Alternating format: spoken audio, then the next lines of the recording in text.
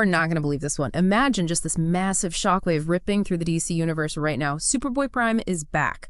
And trust me, after how we last saw him, this is not what anyone expected at all. No, it's a truly seismic return, yeah. And that's exactly what this deep dive is all about today. Yeah. We're pulling insights, revelations directly from recent DC comics. Yeah. Especially those key excerpts from the Superboy Prime issues themselves. Right. So our mission today is really to cut straight to the core of this completely mind-bending development. We're going to break down who Superboy Prime even is for maybe newer listeners.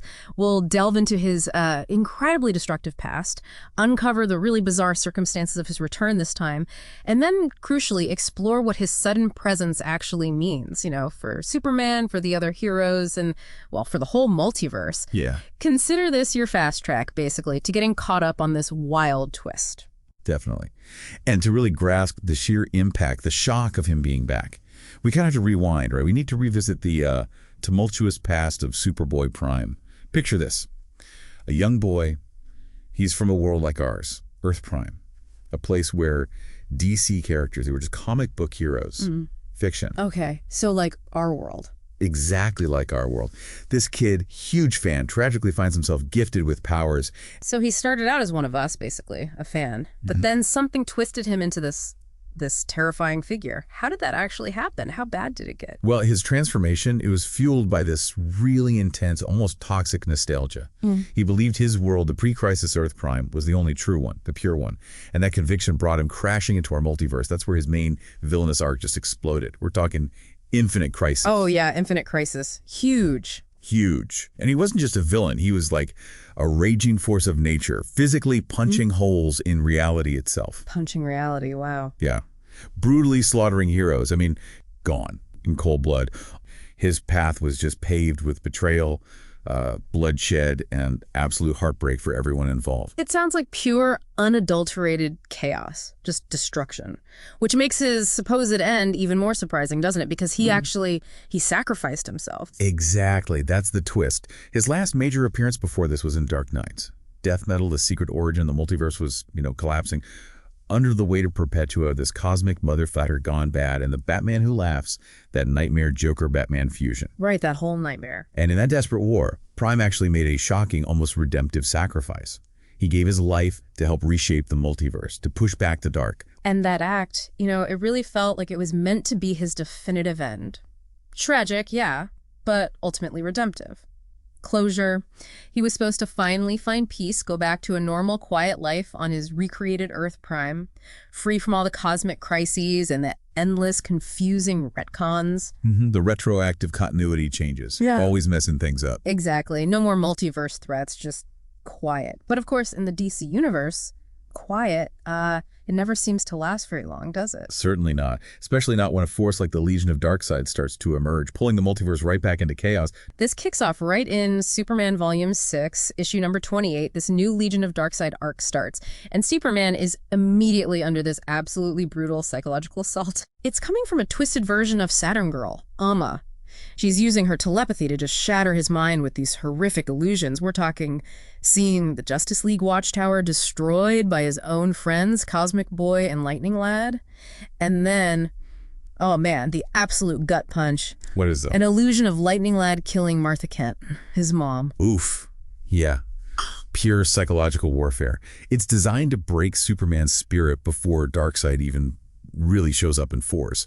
But just as Clark is struggling, trying to break free from these visions, this unexpected savior arrives. Unexpected is putting it mildly. Totally. It's Time Trapper Doomsday. Wait, Time Trapper Doomsday, the monster who killed him, fused with the Time Trapper. The very same. This isn't just Doomsday. This version is fused with the Time Trapper, that mysterious reality-warping entity. Controls time, hidden timelines, the works. He dramatically yanks Superman out of the illusion and delivers this dire warning: Darkseid siege on the future. It's already underway, and it's unlike anything they've ever faced before. Okay, so that's already wild. But here's where it gets really interesting, right? Time Trapper, Doomsday, then takes Superman somewhere else. Yeah, he transports him to a hidden pocket timeline. Think of it like a secret sanctuary, completely outside the known multiverse, untouched by the dangers that are coming. A safe house outside reality? Pretty much. A place where time itself might not even flow normally.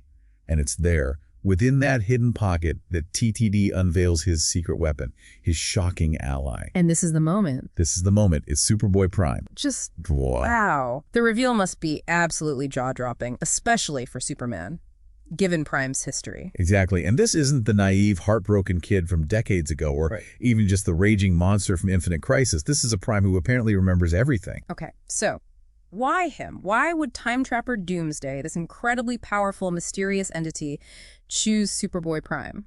A character defined by instability. What's the logic? Well, TTD's reasoning is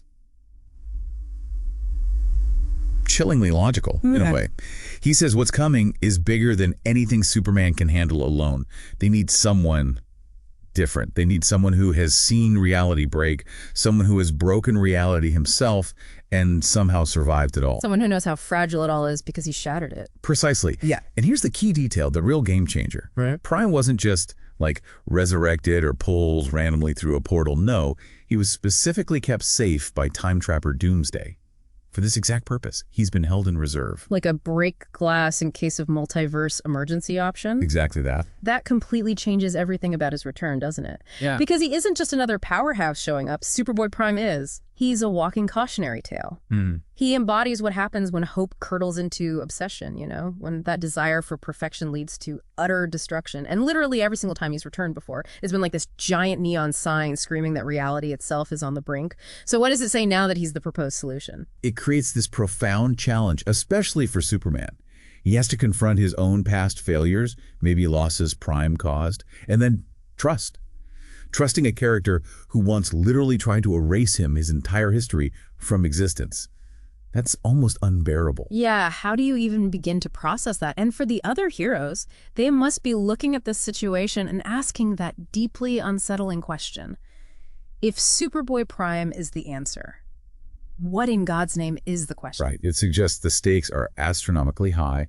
The threat is so dire that they're resorting to arguably the most dangerous, most unstable tool in the shed. It's a measure of desperation. Absolutely. And for us, for the readers, his return is just this clear, unmistakable signal.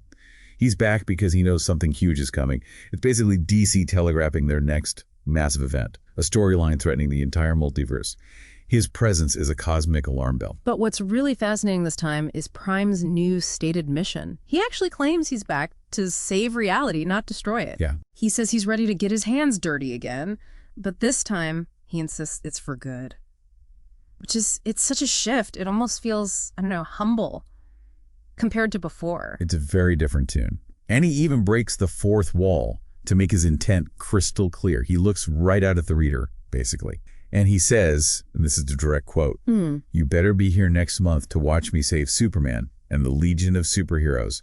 I smell an event coming." That's not just bravado, is it? That sounds like certainty. Like he knows the storm is coming, and he knows or believes he's the one positioned to deal with it. He seems utterly convinced. Like he's ready to carry that weight, the weight he maybe couldn't handle before. Ultimately, I guess the core paradox of Superboy Prime's return just reinforces this stark, kind of cynical truth about comics, maybe. Yeah. When the multiverse is in danger again and the so-called perfect heroes, the paragons, start to fall, maybe it takes someone who's already broken everything to know how to put it back together. That seems to be the grim calculus here.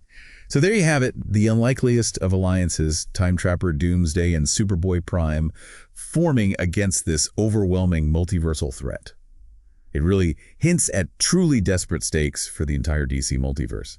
We're in for a rough ride. Yeah, definitely. And it leaves us, and you listening, with this really intriguing question to ponder, doesn't it?